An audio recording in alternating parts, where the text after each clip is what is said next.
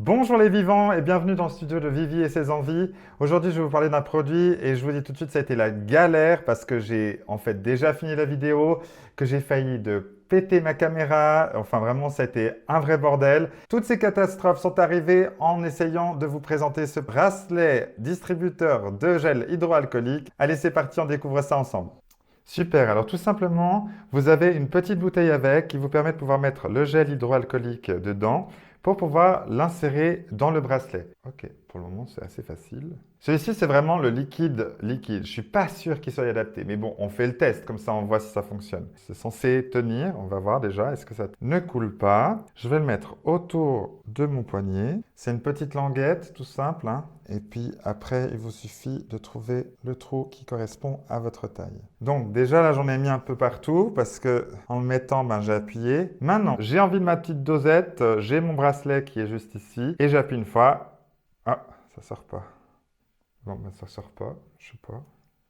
Peut-être comme ça non plus. Bon, alors ça ne sort pas. Est-ce que j'ai oublié un détail? J'ai l'impression que ça coule parce que j'en ai partout, mais pas là où il faudrait. Est-ce que remettre le bouchon, ça change quelque chose? Non plus. Ok, bon, alors. Ah! Ah!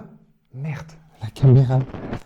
Voilà, donc j'ai inondé ma caméra de gel alcoolique. Heureusement, ça n'a pas été sur des parties parce que c'est une caméra assez fragile. On va essayer avec le bracelet noir et puis cette fois-ci, on va mettre le gel hydroalcoolique qui est beaucoup plus épais. Comme ça, on verra si ça fonctionne. Allez, c'est reparti avec cette fois-ci donc du gel hydroalcoolique beaucoup plus dense, d'accord? Il me semble que celui-là était plus facile à remplir que l'autre. Bon, ben, je viens de vider la machine. Vous voyez là? Ouais, bon, ça commence bien. Je vais le re-remplir parce que maintenant il est bien attaché. Je pense que c'est aussi un coup de main parce que bon, bah voilà, c'est la première fois que j'utilise, je ne sais pas du tout comment ça se passe. Voyons qu'est-ce que ça fait si j'appuie sur le bouton. Ah, voilà, donc ça fait effectivement sortir le produit. Bon, avec celui-ci, ça va beaucoup mieux. Bon, les vivants, c'est le moment que je vous dise que c'est un non certifié. Et oui, parce que ben, ça fuit.